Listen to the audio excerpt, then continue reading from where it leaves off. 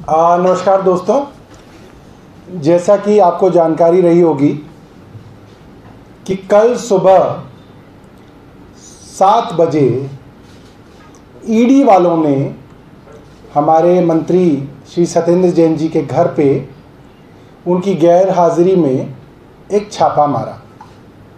उनके घर में उनकी पत्नी, उनकी बेटी मौजूद थे।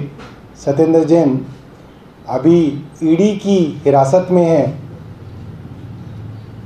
और ये छापा तब मारा गया जब इससे पहले सीबीआई और इनकम टैक्स पहले कई बार उनके घर पे छापे मार चुके हैं। और सुबह 7 बजे से लेकर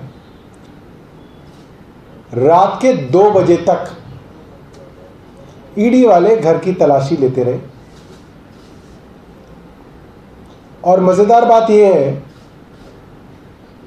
कि 2 बजे के बाद, अब दोपहर के 2 बजे और उसके बाद अब शाम हो गई, अभी तक ईडी वालों को ये बताने में बड़ी तकलीफ हो रही थी कि सत्येंद्र जैन साहब के घर पे आखिर मिला क्या। भाई छापेमारी में कुछ तो मिलेगा, या ईडी की रेड फेल हो गई। ये एक फेल्ड रेड थी। अब भाजपा वाले लोग इतने गजब के झूठे हैं, झूठ बोलने में इतनी मास्टरी है इनकी कि सत्येंद्र जैन के घर कुछ मिला नहीं, मगर अब इज्जत कैसे बचाई जाए। केंद्र सरकार की इज्जत दांव पे है, ईडी की दिक्कत, इज्जत दांव पे है। वैसे ही अंतर्राष्ट्रीय स्तर पर इज्जत तार तार जो है भाजपा के प्रवक्ताओं ने कर रखी है। तो एक झूठी अफवाह फैलाई जा रही है कि पता नहीं कितना करोड़ रुपया मिल गया, सोने के सिक्के मिल गए। सत्येंद्र जैन के घर पे क्या मिला ये नहीं बता रहे और ये बताएंगे भी नहीं।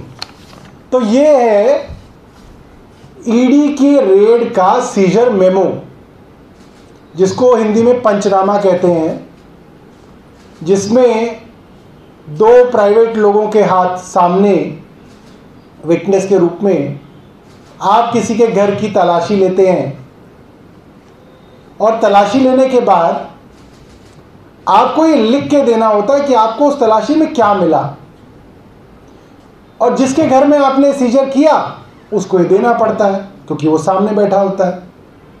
तो सत्येंद्र जैन साहब की पत्नी और बेटी उस वक्त घर पे थे, उनका नाम इस पे लिखा हुआ है। और इसमें क्या लिखा है मैं आपको पढ़ के बता देता हूं। As a result of the search, various documents, 1 digital device along with 2 locker keys were seized as per the details mentioned in the schedule below. Indian currency totaling 2 rupees 2,79,200 was also recovered during the search. 2,79,200 रुपये। और अगली line क्या है, वो बहुत महत्वपूर्ण है। However, the same was not seized. 2,79,200 रुपया मिला इन्हें, और क्योंकि उसकी भी अकाउंटिंग, वो कहां से वो पैसा आया है वो वहां मौजूद था और उनको बताया गया, इसलिए वो पैसा भी ईडी ने सीज नहीं किया, वापस दे दिया। अगर वो पैसा भी अनअकाउंटेड होता तो ईडी उसको भी सीज करती, उसको भी वापस दे दिया। It was not seized. ये क्लीन चिट है ईडी डिपार्टमेंट की उस सर्च के बाद, उस रेड के बाद। मगर बाद में भाजपा की केंद्र सरकार को लगा अब तो बेइज्जती हो गई, इज्जत नीलाम हो गई। लोग कहेंगे अरे सुबह 7 बजे घुसे, रात को 2 बजे तक तुम ढूंढते रहे, मिला क्या? कुछ नहीं, खोदा पहाड़ निकला चूहा, वो भी मरा हुआ। तो इज्जत बचाने के लिए भाजपाइयों ने झूठ फैलाना शुरू कर दिया। ये करोड़ रुपए मिल गए, वो करोड़ रुपए मिल गए, इतना सोना मिल गया। तो मैं आप लोगों से ये निवेदन करूंगा कि इस सर्च मेमो को, इस सीजर मेमो को आप लोग भी दिखाइएगा, मैं भी इसको ट्विटर पे भी डालूंगा और सोशल मीडिया के दोस्तों से भी कहूँगा कि वे भी इसको जो है सोशल मीडिया पे शेयर करें। आपके पास कोई सवाल हो तो आप पूछ सकते हैं।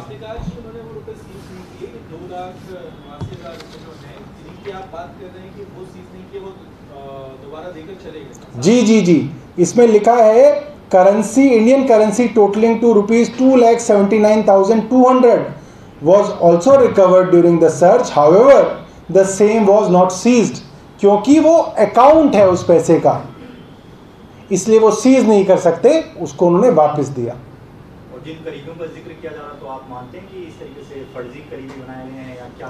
अब आप देखिए, किसी ज्वेलर के घर पे आप छापा मार दीजिए, उसके घर सोना ही मिलेगा। सुनार के घर क्या मिलेगा? सोना मिलेगा। और सोना बेच के उसके घर क्या मिलेगा? पैसा मिलेगा। अब तो आप किसी के भी घर रेड मार दे और सबको, किसी को भी करीबी बना दीजिए। अब ये तो बड़ी अजीब बात है। जैन साहब के घर पे क्या मिला, सत्येंद्र जैन और पूनम जैन के घर पे क्या मिला, ये आप बताइए।